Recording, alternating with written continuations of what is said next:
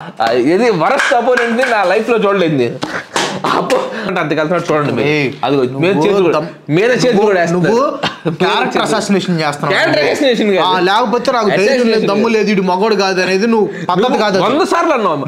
ఆ దమ్ము లేనప్పుడు ఎందుకు రాట నువ్వు ఈ ఛాలెంజెస్ దమ్ములు గిమ్ములు మాత్రం దమ్ములు గిమ్ములు నువ్వు మాట్లాడొద్దు.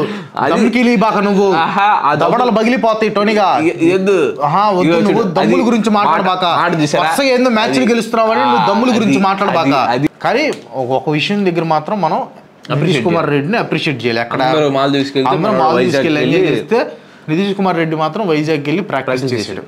సో అంటే పాత వాళ్ళకి తెలుసు మన కాన్సెప్ట్ ఏంటంటే ఈ ఫ్రెండ్స్ కొట్టుకునే వాళ్ళు ఏం చేస్తారు, ఆ రూల్ బుక్ ఓపెన్ చేసి ఇదిగో ఈ రూల్ ఉంది ఆ రూల్ ఉంది ఇట్లా అది ఎంత కరెక్టే కదా అని చూసుకొని ఆడరు. ఫ్రస్ట్రేషన్లో చూడరా నాట్ ఇచ్చాడు ఫిక్సింగ్ చేశారు అనేది మాట్లాడుకుంటారు. సో ఆ టైప్లో వెళ్ళిద్ది అనమాట ఇది. చూస్తే క్రాంతి ఈసారి కప్పు కొట్టే కంటెండర్స్లో టాప్లో అయితే ఆర్సీబీ ఉంది. సో గైస్ ఆర్సీబీ ఫ్యాన్స్ ఎవరైతే ఉన్నారో వాళ్ళందరూ ఈసాల కప్పు నమ్మదే అని చెప్పేసి గర్వంగా కొట్టండి. గర్వంగా కింద కామెంట్ చేయండి, లైక్స్ కొట్టండి, ఆ రెడ్ కలర్ హార్ట్ సింబల్ దబ్బ కామెంట్ చేయండి. ఎందుకంటే మనం we are going to lift the cup. మనం ఈసారి రే ఏంది ఎంతసేపు నాకు ఇంపార్టెంట్ వీడియో ఉంది, నాకు ఇప్పుడు కుదరదు, దయచేసి నన్ను వదిలేసి నేను ఇప్పుడు వీడియో చేయాలి, దయచేసి వదిలేసాను. అయ్యా బాబు నువ్వు ఇప్పుడు కానిచ్చి నువ్వు అయిపోయిన తర్వాత మళ్ళీ రికార్డ్ చేసి తెల్లారు 8 గంటల కంటే నా వల్ల కాదు. నేను 8 గంటల కల్లా అప్లోడ్ చేయకపోతే నన్ను వేసుకుంటారు కింద. అరే నాకు ఇంపార్టెంట్ వీడియో ఉందని చెప్తాను కదా, ఏం ఒక రోజు ఆగితే చచ్చిపోతావా? రే ఎస్ఆర్హెచ్ ఓడిపోయిందని చెప్పేసి నువ్వు చేసే బోర్డు నాటకాలని నాకు తెలుసులే. నోరు మూసుకొని వీడియో ఇది ఆఫ్ చేసేస్తున్నాను. నెక్స్ట్ వీడియో కంటిన్యూ చేద్దాం. ఇది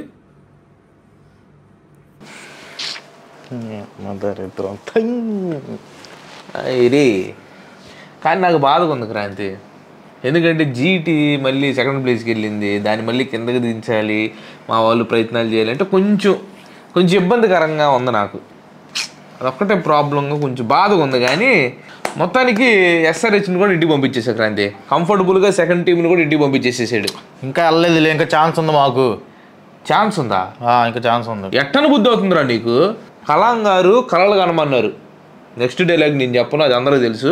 కాబట్టి అర్థం చేసుకో, మీరు ఎంత కష్టపడి ఎంత క్లిష్టమైన స్కోర్ కొట్టి 300 100 ఇది భయంకరమైన రన్ రేటు పెట్టి కొట్టినా కానీ అవకాశం లేదు.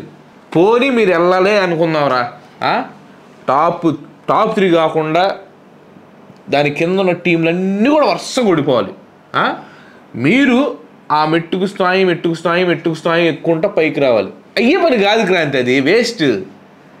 కానీ గైస్ దాన్ని ఏమంటారు, ఏదో అంటారు కజ్జికాయ కాదు, టెక్నికల్గా ఎలిమినేట్ అయితే అవ్వలేదు కానీ, అఫీషియల్గా ఎలిమినేట్ అయితే అవ్వలేదు కానీ అన్అఫీషియల్గా ఎస్ఆర్హెచ్ కూడా ఎలిమినేట్ అయిపోయింది. సో మీ వాళ్ళని కొంచెం కొట్టమని చెప్పు. వైనాట్ 300 అని చూసావు, ఆ స్కోర్ని నెక్స్ట్ మ్యాచ్లో అయినా సెట్ చేసుకోమని. ఎందుకంటే మీరు ఎటు వెళ్ళరు, క్వాలిఫై అవ్వరు కదా.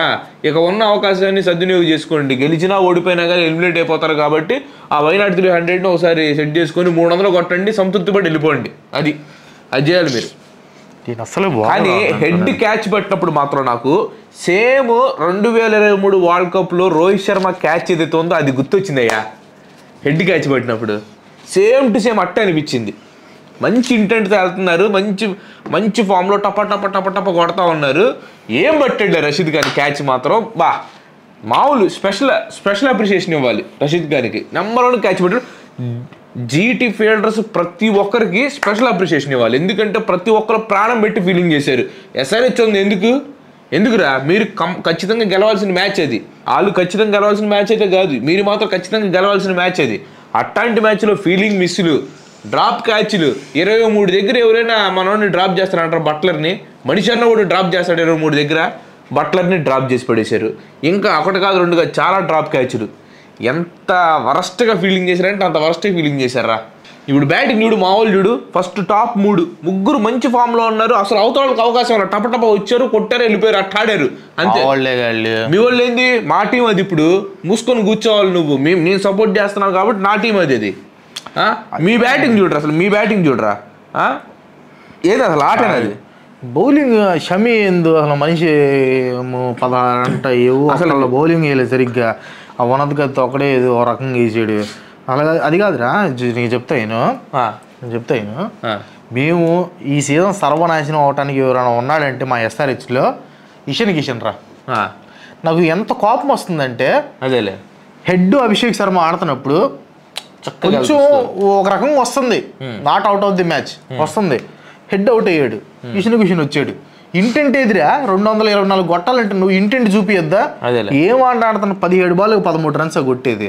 జస్ట్ ఇమాజిన్ హెడ్ 16 బాల్ ఆడి 20 రన్స్ కొట్టాడు.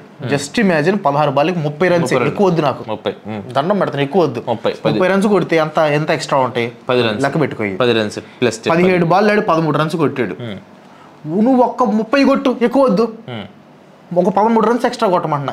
17 ప్లస్ 10 ఎంత? 27.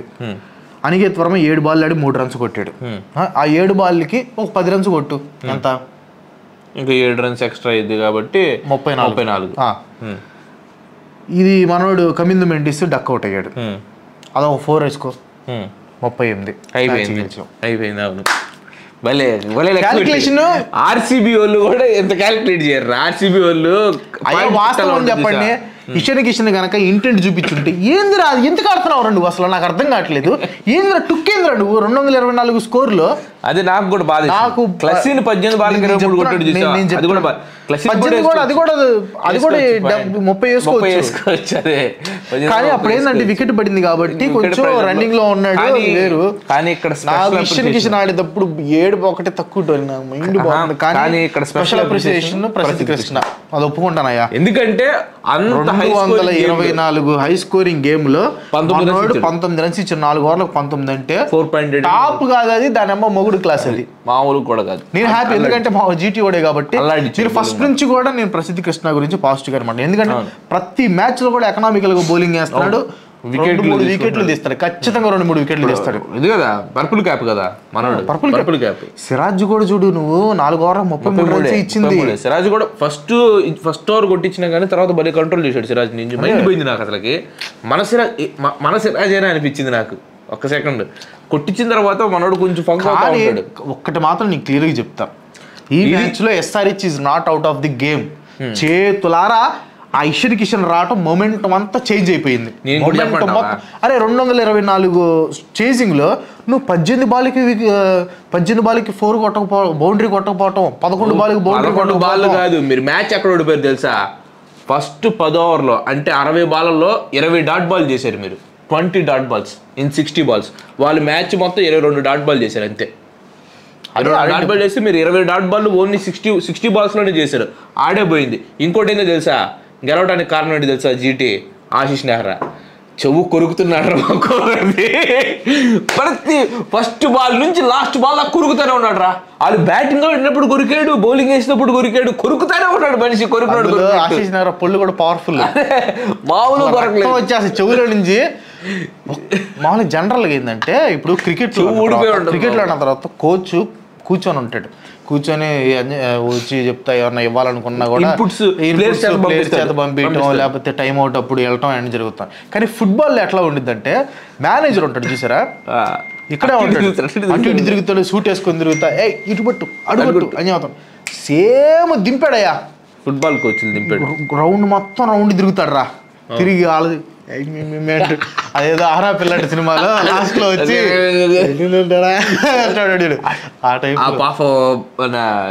జెరాల్డ్ వచ్చాడు, వచ్చినట్టు చేయి పెట్టుకొని కొరికేస్తాడు.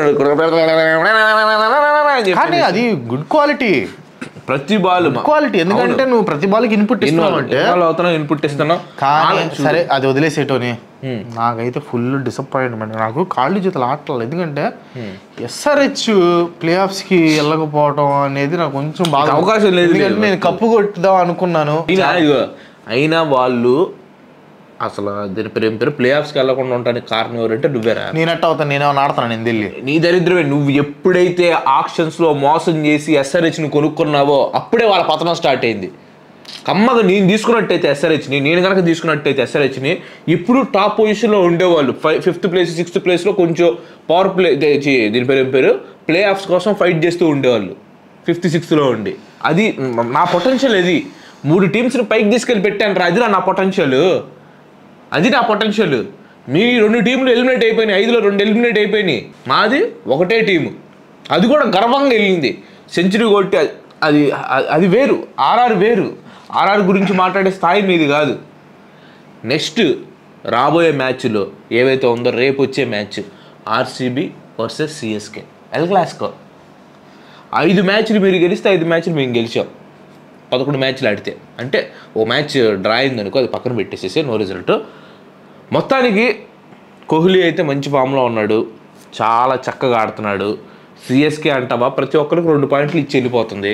అదే దోవలో 2 పాయింట్లు ఇచ్చేసేసి వెళ్ళిపోయింది, అంతే, అంతకుమించి ఏముండదు.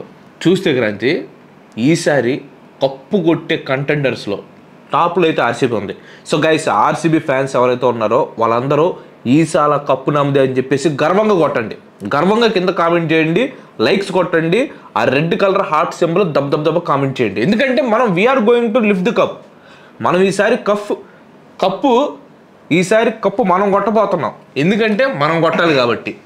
సరే, దీని గురించి మ్యాచ్ గురించి మాట్లాడే ముందు ఒక చిన్న క్లారిఫికేషన్. నిన్న మ్యాచ్ గురించి క్లారిఫికేషన్ ఇవ్వాలి. నిన్న మ్యాచ్ గురించి నేను 2 పాయింట్స్ చెప్పా కదా, రికల్ టందన్ ఇది మన రోహిత్ శర్మది. అవునవును. సో రికల్ టందన్ తీసేసి అది వెళ్తున్నాడు, పిలిచాడు, తర్వాత అది పక్కన పడే. రోహిత్ శర్మ అది ఏంటంటే ఆ డిఆర్ఎస్ టైమర్ ఒకటి, పిచ్చింగ్ ఒకటి. అవును. సో డిఆర్ఎస్ టైమర్లో దీని కరెక్టే, ఎందుకంటే 0 అయిన తర్వాత ఎంపైర్ కన్సిడర్ చేయకూడదు యాజ్ పర్ ద రూల్స్. కొంతమంది అది 0 కదా, 0 తీసుకుంటారు అది అన్నారు. కానీ నేను వేరే వాళ్ళ వీడియోస్ కూడా చూశాను. వాళ్ళు ఏం చెప్తున్నారంటే 0 ఉన్నప్పుడు మాత్రం, అంటే 0 పడిపోయిన తర్వాత అప్పుడు తీసుకోబోయేది ఇట్లా వచ్చింది చెయ్యి, అంటే ఫ్లో వచ్చింది. సో ఎంపైర్ అది కన్సిడర్ చేయకూడదు అంట. సో ఎంపైర్కి తర్వాత వాళ్ళకి ఉంటాయి కదా మార్క్స్, వాళ్ళకి ఏదో మైనస్లు ఉంటాయంట. అది ఆ పాయింట్లో మాత్రం నేను కరెక్టే. రెండోది ఏంటంటే ఆ పిచ్చింగ్ ఏదైతే ఉందో దానికి యాక్చువల్గా ఆ ఎంపైర్స్ కాల్ ఉండదు. సో బాల్ 50% అట్ట 50% ఇటా ఉందని చూసి out side leg, out side inside అనేది డిస్కస్ చేస్తారు. సో అక్కడ ఏంటంటే ఎగ్జాక్ట్గా మిడిల్లో సంథింగ్ ఏదో ఉంది. బట్ ఏంటంటే విషయం ఏంటంటే ఆ విషయం తెలుసు, ఎంపైర్స్ కాల్ ఉండదు అది ఇదని తెలుసు. కాకపోతే ఏంటంటే మీకు కాన్సెప్ట్ నేను ఫస్ట్ నుంచి అదే చెప్పుకుంటూ వచ్చి ఇన్నిసార్లు రిపీట్ చెప్పవుతున్నాను. కొత్త పాత వాళ్ళకి అయితే తెలుస్తూ ఉండేది, కానీ కొత్త వాళ్ళు ఏంటంటే ఇలా క్రికెట్ రూల్స్ కూడా తెలియదు, వీళ్ళు మ్యాచ్లు చేస్తారు అది ఇది అంటారు. అంటే పాత వాళ్ళకి తెలుసు. మన కాన్సెప్ట్ ఏంటంటే ఈ ఫ్రెండ్స్ కొట్టుకునే వాళ్ళు ఏం చేస్తారు, ఆ రూల్ బుక్ ఓపెన్ చేసి ఇదిగో ఈ రూల్ ఉంది, ఆ రూల్ ఉంది, ఇట్లా అది ఎంత కరెక్టే కదా అని చూసుకొని ఆడరు. ఫ్రస్ట్రేషన్లో చూడరా నాట్ అవుట్ ఇచ్చాడు, ఫిక్సింగ్ చేశారు అనేది మాట్లాడుకుంటారు. సో ఆ టైప్లో వెళ్ళిద్ది అనమాట ఇది, అర్థమైందా? సో ఆ టైప్లో ఇది నేను కొన్ని 100 సార్లు చెప్పుంటాం, పోయిన సంవత్సరంలో కూడా చెప్పుంటాం. కొత్త వాళ్ళకి తెలియదు. అదే చాలా మంది కట్ చేసేసుకొని ఇన్స్టాగ్రామ్ లో వాటిలో ట్విట్టర్లో ఇట్లా పెట్టడం ఆడ ప్రాబ్లం అవుతుంది. కొత్త వాళ్ళకి తెలియని వాళ్ళకి వాళ్ళ ఈ కింద కూడా ఒకళ్ళు కామెంట్ చేసేలోకి మిగతా వాళ్ళు కూడా మనకు కూడా రూల్ తెలిసి కదా జనాలకి తెలియని వాళ్ళు కూడా అట్లా కామెంట్ చేసి. సో బేసిక్గా ఏంటంటే అది ఊరక ఫన్ కోసం ఆడ చేస్తాం అంతే. ఇప్పుడు మేమేంటంటే బూతులు తిట్టాం ఫస్ట్ పాయింట్. ఇప్పుడు బేసిక్గా మీరు ఏ చూసినా కానీ వాళ్ళు కామెడీ కావాలంటే వాళ్ళు బూతులు తిట్టుకోవాలి, డబుల్ మెయిన్ డైలాగ్లు వేయాలి. మనం అవి వేయం. మనం ఏంటంటే ఫన్ జనరేట్ చేయాలి. ఏంటంటే ఇప్పుడు ఎంఐ అంటే ఏంది జనరల్గా బయట వీళ్ళు ఫిక్సింగ్లు అని, అది నిజమో కాదు అది పక్కన పెట్టండి. ఈ ఎంఐ యాంటీ ఫ్యాన్స్ ఎవరైతే ఉన్నారో వాళ్ళు వీళ్ళు ఫిక్సింగ్ చేస్తారు, ఎంపైర్లు వీళ్ళకి ఫేవర్గా ఉంటారు, 18 మంది ఆడతారు అనేది ఉండిద్ది. సో నేను వీటితో ఎంఐ మ్యాచ్ ఉన్నప్పుడు నేను ఆ కాంటెక్స్ట్లో మాట్లాడాలి, ఎందుకంటే ఈ కాన్సెప్టే అది. ఆ విషయం పాత వాళ్ళకి తెలుసు, మనం చాలాసార్లు చెప్పాం. కొత్త వాళ్ళకి ఏంటంటే అది కొంచెం తెలియదు కాబట్టి వాళ్ళు వీళ్ళకి రూల్స్ తెలియకుండా ఏది మాట్లాడుతూ ఉంటారు, అది ఇది అనుకుంటారు. సో దానికోసం నేను మళ్ళీ చెప్తున్నాను, ఇది మళ్ళీ చెప్పాల్సిన అవసరం రాకూడదు అనుకుంటున్నాను. బట్ ఇన్ కేసు వస్తే మళ్ళీ చెప్పాల్సి వచ్చింది. సో అదనమాట విషయం. కనబడితే మాత్రం కింద కామెంట్స్లో ఆ మాట చెప్పండి. ఈ విషయం ఏంటంటే మన రూల్స్ ఉంటాయి అనేది తెలుసు, కాకపోతే ఏంటంటే మనం అవి తెలియనట్లు ఇద్దరు ఫ్రెండ్స్ ఎట్లా కొట్టుకుంటారు అనేది అక్కడ మనం అది చేయాలి. సో అదనమాట విషయం. కానీ ఆ రోజు నిన్న మాత్రం ఈడు చెప్పాలి ఆ పాయింట్, ఆ పాయింట్ చెప్పాలి ఏది ఈ పిచ్చింగ్ అవుట్ సైడ్ లెగ్ ఇది ఎంపైర్స్ కాల్ ఉండదు అది ఇదని. కానీ నేనే చెప్పొద్దు అన్న, అవన్నీ వద్దు, అవన్నీ చెప్పామంటే మళ్ళీ ఇది ఒక వేరే విధంగా అయిపోయింది, రూల్స్ అట్లా అయిపోయింది అనేది అని నేను ఒక పాయింట్ చెప్పడం వల్ల ఆడు అప్పుడు దాన్ని కౌంటర్ చేయాలి. అప్పుడు కౌంటర్ చేయాల్సిందే, అది చేసుంటే బాగుండేది. అందుకే నేను కామెంట్లో కూడా పిన్ చేసి పెట్టాను. ఇది ఫన్ కోసం చేస్తున్నాం కానీ కొంతమంది తెలియట్లేదు. సో నెక్స్ట్ నుంచి ఇలాంటి ఇల్లీగల్ ఆర్గ్యుమెంట్స్ అవాయిడ్ చేద్దామని చూస్తున్నాను. ఎందుకంటే ఈ రూల్స్ ఏవైతే ఉంటాయో దానికి ఇల్లాజికల్గా నేను చేయటం అవి ఏంటంటే కొంతమందికి తెలియదు కాబట్టి తీసుకెళ్ళారు కాబట్టి, సో వాటి నుంచి ఇప్పటి నుంచి అవి కొంచెం లైట్గా అవాయిడ్ చేయడానికి ట్రై చేస్తాం రూల్స్ ప్రకారంగా అయితే. కానీ ఈ మధ్యలో వస్తూ ఉంటాయి ఈ ఫిక్సింగ్లు అని వస్తూ ఉంటాయి. ఎందుకంటే రావాలి, ది కాన్సెప్టే అది. మీరు ఆ టీం ఫ్యాన్ అయితే మాత్రం మీరు ఏమి హర్ట్ అవ్వద్దు. ఎందుకంటే నేను ఎస్ఆర్హెచ్ ఫుల్ ఫ్యాన్ని, మన డైహార్డ్ ఫ్యాన్. ఎప్పుడు చాలా సంవత్సరాల నుంచి మన రక్తం కోస్తే ఆరెంజ్ కలర్లో వచ్చింది. కానీ ఆ నితీష్ కుమార్ రెడ్డిది క్లిప్ది వైరల్ అవ్వగానే ఎస్ఆర్హెచ్ ఫ్యాన్స్ బూతులు తిడుతున్నారు. కానీ ఎందుకంటే వాళ్ళకి తెలియదు నేను హార్డ్ కోర్ ఎస్ఆర్హెచ్ ఫ్యాన్ అని వాళ్ళకి తెలియదు. మన అది ఫన్ కోసం చెప్పిన విషయం వాళ్ళకి తెలియదు. అది ఏంటంటే నేను యాంటీ ఫ్యాన్ అనుకుని మ్యాచ్ బాగా కొంచెం చెప్పొచ్చు కదా. బాగా ఆడటం వేరు, ఇంపాక్ట్ క్రియేట్ చేయటం వేరు. మ్యాచ్ అంతా అయిపోయిన తర్వాత ఎంత రన్స్ కొట్టినా కూడా అది లెక్కలోకి రాదు. అది లాస్ట్ మ్యాచ్ కూడా అది కూడా పెద్ద ఇంపాక్ట్ఫుల్ నాకు కాదు, ఎందుకంటే అప్పటికి ఆ మ్యాచ్ ఎస్ఆర్హెచ్ చేతిలోకి వచ్చేసింది. సో అది కానీ ఒక విషయం దగ్గర మాత్రం మనం నితీష్ కుమార్ రెడ్డిని అప్రిషియేట్ చేయాలి. అక్కడ అందరూ మాల్ తీసుకెళ్ళి ఎంజాయ్ చేస్తే నితీష్ కుమార్ రెడ్డి మాత్రం వైజాగ్కి వెళ్ళి ప్రాక్టీస్ చేశాడు. అది సో అక్కడ మాత్రం మనం ఫుల్ క్రెడిట్ ఇవ్వాలి. అండ్ వీళ్ళు మాల్దీవ్స్కి వెళ్ళారు, సరే ఫ్యామిలీతో ఎంజాయ్ చేయటం అనేది ఓకే. మ్యాచ్లకి ఎలా ఈశాన్ కిషన్ ఒక్కడిని వెళ్ళలేకుండా ఆపినా బాగుండేది. మనోడు మన మీరు వద్దులే, అతను వెళ్తేనే బెస్ట్, ఉంటే ఇంకా డేంజర్గా ఉంటుంది. నితీష్ కుమార్ రెడ్డి మనోడు పట్టేసుకొని నువ్వేంత పర్ఫామ్ చేస్తావు రా, నువ్వు కూడా ప్రాక్టీస్ చేద్దాం అని చెప్పేసి తీసుకున్నట్టు బాగుండేది.